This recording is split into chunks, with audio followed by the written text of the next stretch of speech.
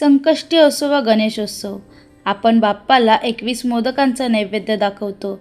पण कधी विचार केलाय का, हा आकडा 21च का?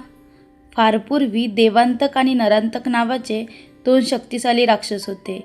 तपश्चर्या करून त्यांनी अफाट शक्ती मिळवली होती, पण त्या शक्तीचा ते दुरुपयोग करू लागले.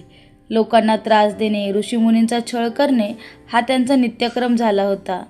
जसा रावणाचा अंत करण्यासाठी रामाने आणि कंसासाठी कृष्णाने जन्म घेतला, तसंच या वाईट वृत्तीचा नायनाट करण्यासाठी गणपती बाप्पाने विनायक नावाने अवतार घेतला. युद्धासाठी विनायक बाप्पांनी 20 सैनिक सोबत घेतले. आता प्रश्न असा पडतो की 20च का? कारण त्या काळी आजच्यासारखी दशमान पद्धती नव्हती. तेव्हा हाताची बोटे 10 आणि पायाची 10 बोटे मिळून 20 या आकड्यातच मोजणी केली जायची. हाच पूर्णत्वाचा आकडा मानला जायचा. या 20 गणांचे नायक म्हणजे स्वतः गणपती बाप्पा. असे 20 सैनिक अधिक एक स्वतः बाप्पा म्हणजेच 21. राक्षसांवर विजय मिळवल्यानंतर या सर्वांची भूक शमवण्यासाठी आणि त्यांना सन्मान देण्यासाठी 21 मोदक बनवले गेले.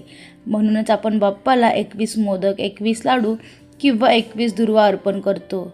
बाप्पा स्वतः एकच मोदक खातो, पण त्याच्यासोबत असलेल्या त्या 20 गणांच्या तृप्तीसाठी आपण 21च्या आकड्यात नैवेद्य दाखवतो. ही परंपरा त्या विनायक अवतारातील विजयाची आठवण करून देते.